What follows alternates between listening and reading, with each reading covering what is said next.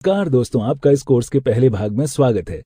इस भाग के उद्देश्य हैं साक्षरता के सही अर्थ को समझना, शुरुआती भाषा और साक्षरता शिक्षण के मुख्य उद्देश्यों को जानना। आइए पहले उद्देश्य की ओर बढ़ें। आपके हिसाब से साक्षर होने का मतलब क्या है? किसी एक विकल्प पर क्लिक करके जवाब दें।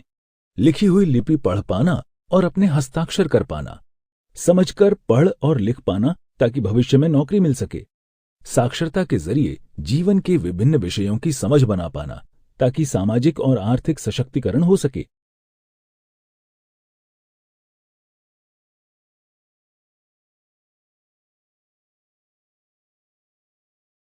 यहां तीसरा विकल्प सही है। 2019 की जनगणना में साक्षरता के इस मायने को आधार बनाया गया था। ये विकल्प दिखाता है कि अभी भी अधिकतर लोग साक्षरता को अच्छी नौकरी पाने के एक साधन के रूप में देखते हैं। ये दोनों विकल्प साक्षरता का एक संकुचित नजरिया है। यूएसएड और केयर इंडिया द्वारा प्रकाशित position paper early language and literacy in India 2016 में कहा गया है कि साक्षरता को विस्तृत नजरिए से देखा जाना चाहिए। ये एक साधन है जिसके जरिए हर तरह की जानकारी तक पहुंचा जा सकता है और इसी तरह लोगों का सामाजिक और आर्थिक सशक्तिकरण भी किया जा सकता है। साक्षरता के अभाव में एक व्यक्ति समाज में पूरी तरह सहयोग नहीं कर सकता है और न ही जानकारी के अभाव में अपने हितों के बारे में खुद फैसले ले सकता है। एक लोकतांत्रिक समाज में लोगों को जागरूक नागरिक बनाने में शिक्षा एक केंद्रीय भूमिका निभाती है और साक्षरता शिक्षा का एक अहम हिस्सा है। स्कूलों में साक्षरता और भाषा शिक्षण प्रारंभिक कक्षाओं से ही शुरू हो जाता है।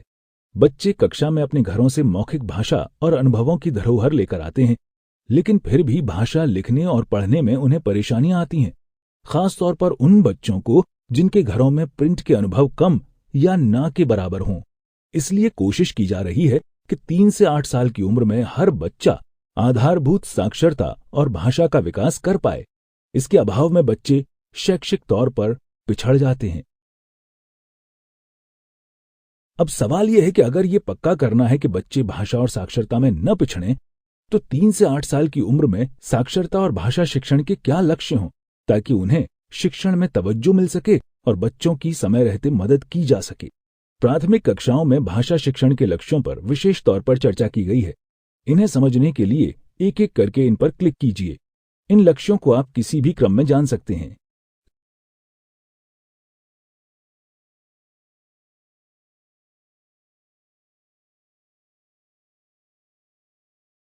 लक्ष्य 1, साक्षर लोगों के संसार में दाखिल होने के लिए साक्षरता को बच्चों के लिए प्रासंगिक बनाना।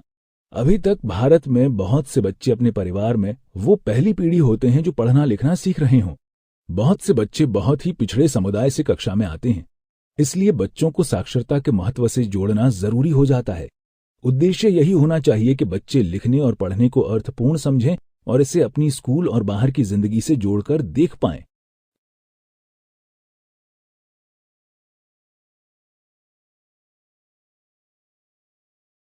लक्ष्य 2, बच्चों में साक्षर लोगों की दुनिया के साथ जुड़ाव के एहसास को पैदा करना। यहां जुड़ाव से मतलब अंदर से मिलने वाली स्वाभाविक प्रेरणा से है। बच्चे किसी विषय में तभी रुचि ले पाते हैं जब वो उनके लिए अर्थपूर्ण हो, वो उसे अपनी जिंदगी में इस्तेमाल कर पाएं। ये जॉयफुल लर्निंग से कुछ अलग है, क्योंकि सिर्फ खुशी हमेशा सीखने की पूर्व शर्त नहीं हो सकती, जबकि जुड़ाव सीखने की पूर्व शर्त होता है। यानी अगर बच्चों को गतिविधियों में शामिल किया जाए, उन्हें सीखने के लिए प्रोत्साहित किया जाए, तो वे सीख सकते हैं।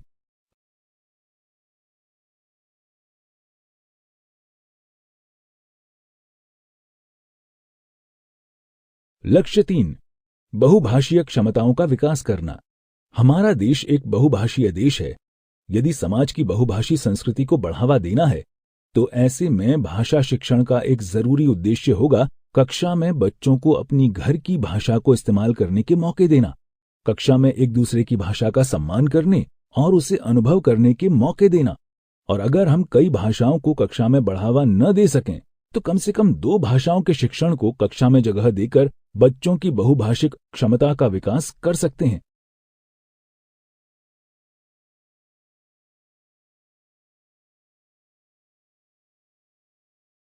लक्ष्य 4, बच्चों में मौखिक और लिखित स्वरूपों में भाषा को समझने की काबिलियत का विकास करना।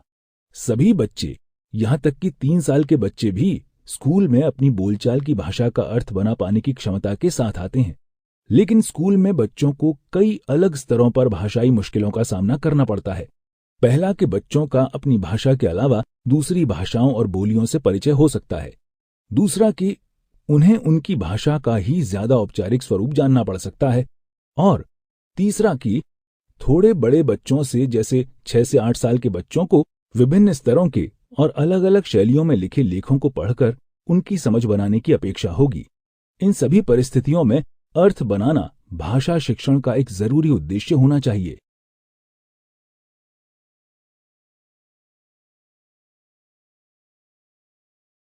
लक्ष्य 5, बच्चों को भाषा सौंदर्य से जुड़े पहलू को अनुभव करने, उसे सराहने के मौके देना। अक्सर अर्थ बनाने को किसी टेक्स्ट से अर्थ निकाल लेने या कोई जानकारी निकाल लेने के संदर्भ में देखा जाता है, जबकि भाषा के सौंदर्य को लिखित और मौखिक रूप में सराहना भी भाषा शिक्षण का एक जरूरी उद्देश्य है।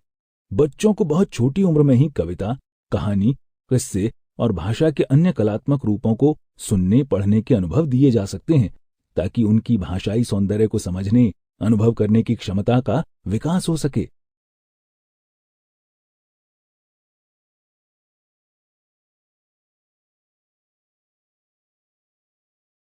लक्ष्य 6, लिपियों को प्रवाह के साथ समझना सीखना।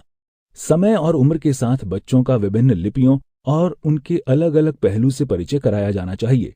भाषा शिक्षण का एक मुख्य उद्देश्य होना चाहिए कि 8 साल की उम्र तक बच्चे प्रवाह के साथ और सटीकता के साथ डिकोड कर पाएं और आसान लेखों की वर्तनी की समझ बना पाएं। भाषा शिक्षण से जुड़े कई छोटे उद्देश्य इसी मुख्य उद्देश्य में समाये हैं, जैसे मौखिक भाषा की ध्वनियों में फर्क कर पाने की समझ का विकास करना, अक्षरों को पहचानने और अक्षर ध्वनि संबंधों को पहचानने की क्षमता, अलग अलग ध्वनियों को जोड़कर शब्द के रूप में देख पाने की क्षमता और अलग अलग शब्दों को उनके स्वरों में तोड़कर देख पाने की क्षमता। लक्ष्य 7, विभिन्न तरह के उद्देश्यों के लिए प्रभावी ढंग से भाषा और साक्षरता का उपयोग करना सीखना। शुरुआती तौर से ही बच्चों को सिखाया जा सकता है कि जो भी वे स्कूल में सीख रहे हैं उसे वे उनकी जिंदगी में अलग अलग तरीके से इस्तेमाल कर सकते हैं। इसलिए पाठ्यक्रम में बच्चों की विकास दर को ध्यान में रखकर स्कूली शिक्षा और बच्चों की जिंदगी के संबंध को मजबूती से बुनना और दर्शाना होगा।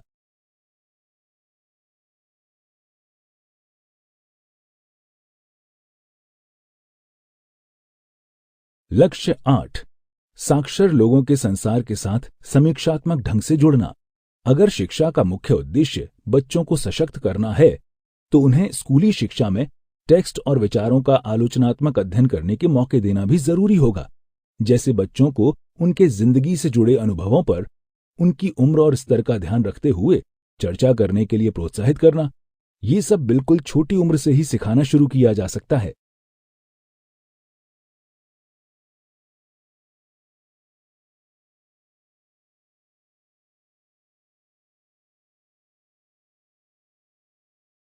आइए एक बार इस भाग के मुख्य बिंदुओं को दोहरा लें। सिर्फ लिखना पढ़ना साक्षरता की सीमित परिभाषा है। साक्षरता एक साधन है जिसके जरिए हर तरह की जानकारी तक पहुंचा जा सकता है और इससे सामाजिक और आर्थिक सशक्तिकरण भी किया जा सकता है। प्राथमिक कक्षाओं में भाषा शिक्षण के लक्ष्य हैं साक्षर लोगों के संसार में दाखिल होने के लिए साक्षरता को बच्चों के लिए प्रासंगिक बनाना, बच्चों में साक्षर लोगों की दुनिया के साथ जुड़ाव के एहसास को पैदा करना, बहुभाषीय क्षमताओं का विकास करना, बच्चों में मौखिक और लिखित स्वरूपों में भाषा को समझने की काबिलियत का विकास करना, बच्चों को भाषा सौंदर्य से जुड़े पहलू को अनुभव करने, उसे सराहने के मौके देना, लिपियों को प्रवाह के साथ समझना सीखना, विभिन्न तरह के उद्देश्यों के लिए प्रभावी ढंग से भाषा और साक्षरता का उपयोग करना सीखना, साक्षर लोगों के संसार के साथ समीक्षात्मक ढंग से जुड़ना।